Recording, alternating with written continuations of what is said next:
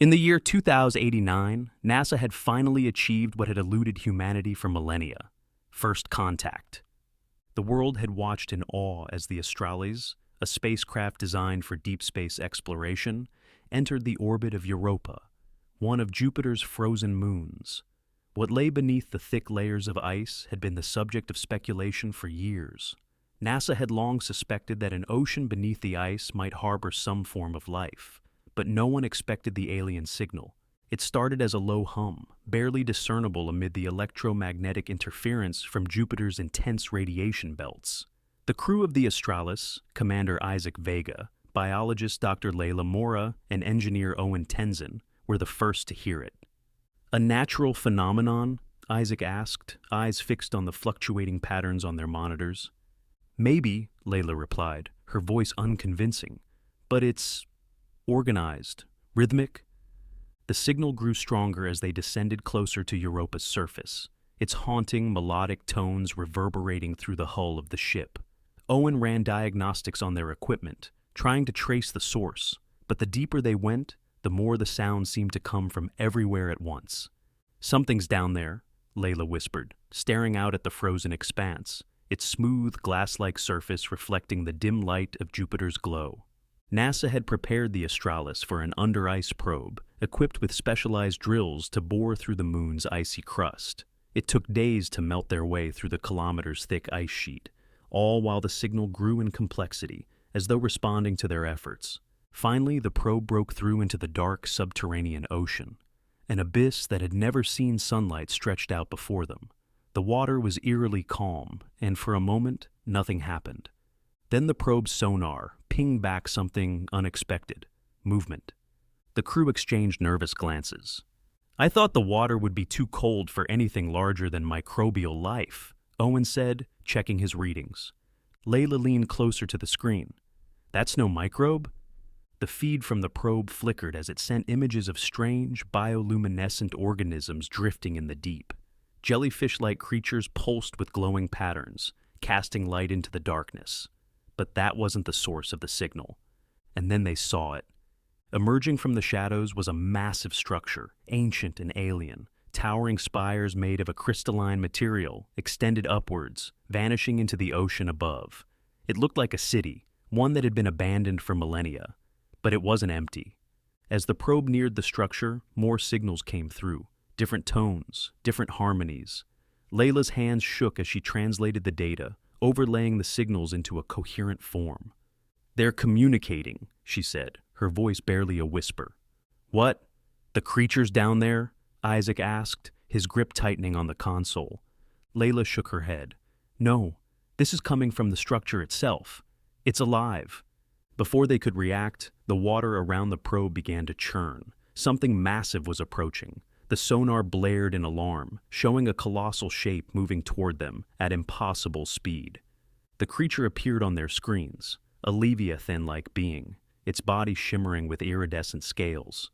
Its eyes, dark and fathomless, locked onto the probe. The signal they'd been hearing for days intensified, as if the creature was trying to communicate through the Astralis' systems. "It's not attacking," Owen said, almost in disbelief. "No," Layla agreed, her voice trembling with awe. "It's listening." The crew was transfixed as the creature encircled the probe, its immense body gliding gracefully through the water. With every movement, the signal fluctuated, almost like a conversation. Layla's heart raced as she realized the truth. "It's not just alive, it's sentient. It's trying to understand us." As the creature's glowing eyes stared into the camera feed, the alien city in the background began to pulse with light, matching the rhythm of the signal. It was as if they were witnessing the rebirth of a forgotten civilization, one that had been dormant, waiting for someone to find it. "We have to report this to NASA," Isaac said, his voice breaking the silence. "This changes everything." But before they could transmit, the signal shifted. The tones became sharper, more urgent. Layla's fingers flew across the console as she deciphered the new pattern. "They're warning us," she said, panic rising in her chest. "Warning us about what?" Owen asked. The creature released a low, mournful sound, and the signal became a chaotic cacophony. Then they saw it. The waters beyond the alien city began to stir. Dozens of other creatures, similar to the first, emerged from the darkness, their glowing bodies swarming together. But something was wrong. The water around them began to crackle with energy, and the alien city started to fracture. "Get us out of here now!" Isaac shouted, hitting the thrusters. As the Astralis ascended back toward the surface, the alien city collapsed beneath the crushing weight of the ocean. The signal faded, replaced by silence. The creatures, once peaceful, now seemed agitated, swimming in frantic, disjointed patterns. The last thing they saw before breaching Europa's icy surface was the city disappearing into the abyss, swallowed by the darkness once again. Back on Earth, the world waited for answers, but the crew of the Astralis were left with more questions. The aliens had tried to warn them, but about what? Was it the city itself, a crumbling relic of an ancient empire? Or something far worse, something lurking even deeper beneath Europa's ocean? NASA had made first contact, but what they had awoken in the abyss was far from over. In the depths of space, echoes lingered. Back aboard the Astralis, silence reigned. The descent through Europa's ice and the cataclysmic events beneath the surface had left the crew reeling. They had resurfaced, but the oppressive weight of what they had witnessed dragged them into a disquieting stillness. Layla stared blankly at the readouts, replaying the alien signal over and over in her mind. It had shifted from melodic and inquisitive to something far darker. Whatever warning the creatures had tried to convey had been lost in the chaos. Isaac was the first to break the silence, his voice heavy with the weight of command. "We need to get this data back to NASA. They need to know what we've seen." Owen, pale and still shaking from the near disaster, nodded in agreement. "We'll need a full systems diagnostic before we can initiate a return burn. The ship took a beating down there, and I'm still picking up strange interference from the signal." Layla glanced at the monitor, where the telemetry from their probe was still flickering. The signal had ceased, but something felt off. "I'll start working on a full translation of the signal," she said. "There's something we missed. The warning. It wasn't just about the city collapsing." Isaac nodded. "Do what you need to, but let's stay on alert. We don't know if the creatures are still out there, or if we've somehow disrupted whatever ecosystem they had." With that, the crew moved back to their stations. While Owen worked on restoring full functionality to the ship and running diagnostics, Layla dove deep into the recorded data from the probe, trying to make sense of the alien message. Hours passed. Jupiter's massive form loomed beyond the viewports, casting its eerie glow across the ship. Every now and then, a low rumble echoed through the hull, ice shifting beneath Europa's surface. Or perhaps something more sinister. Finally, Layla's heart skipped a beat. The signal, once thought to be a series of warnings, now revealed a more complex message. She pieced together fragments of tonal shifts and harmonics, realizing that the creatures weren't warning them about an external threat. They were warning them about themselves. "They've been waiting," Layla muttered under her breath. "What did you say?" Owen asked, looking up from his console. "They've been waiting for us," she repeated, her fingers flying across the keyboard as she completed the data into a comprehensible form.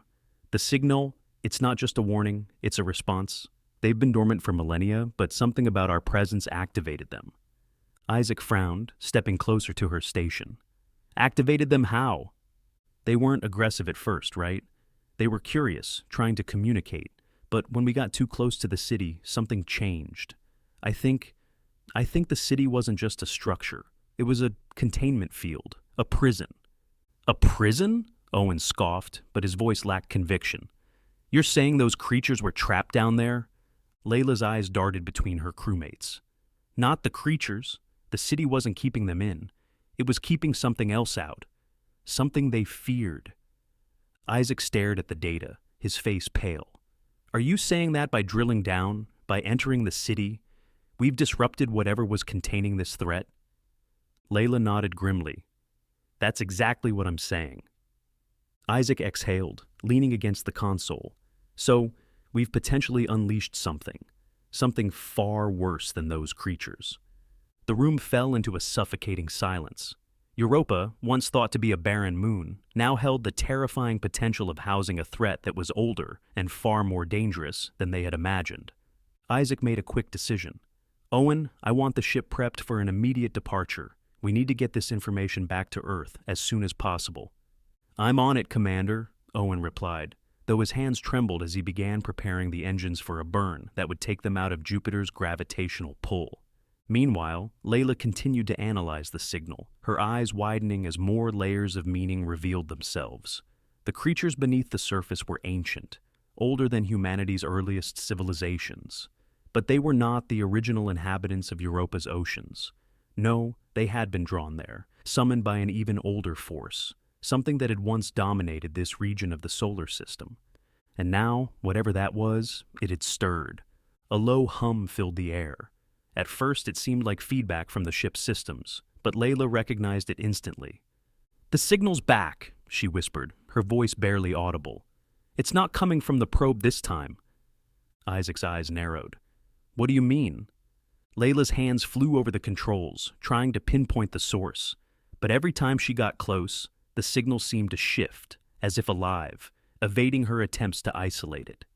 "It's inside the ship," Owen said, his voice rising in panic. "There's no way it's coming from outside. Our hull is designed to block external signals." As the hum grew louder, the lights on the ship flickered and the temperature began to drop. "This is impossible," Isaac muttered, trying to maintain control. "It's like the ship is being infiltrated." Layla's mind raced. The creatures beneath the ice had been part of an ecosystem far beyond human comprehension. And now that ecosystem was reaching out to them, finding ways to breach their technological defenses. The signal, it's not just sound, Layla realized, her eyes widening. It's energy. It's using the ship as a conduit. Before anyone could respond, the ship's systems began to fail. Screens blinked off, and the hum turned into a deafening roar. The walls seemed to vibrate, and for a brief moment, they all heard it. Voices. Alien, dissonant voices whispering through the metal, echoing in their minds. Then, just as suddenly as it started, the signal stopped. The lights flickered back on, and the hum faded into nothingness.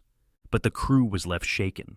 The air felt thick with an unseen presence, and for the first time, they realized just how far beyond their understanding this situation had become. "We need to leave. Now," Isaac ordered, his voice tight with fear. But as Owen engaged the engines, the ship barely moved. The thrusters roared, but something massive, was holding them in place. The icy grip of Europa's ocean seemed to reach up, refusing to let them go. "It's not the ice," Layla said, her voice filled with dread. "It's them. They're holding us here." Isaac's hands clenched into fists. "Then we fight our way out." But deep down, they all knew. There was no fighting this. They had awakened something in the abyss, and it was not going to let them leave.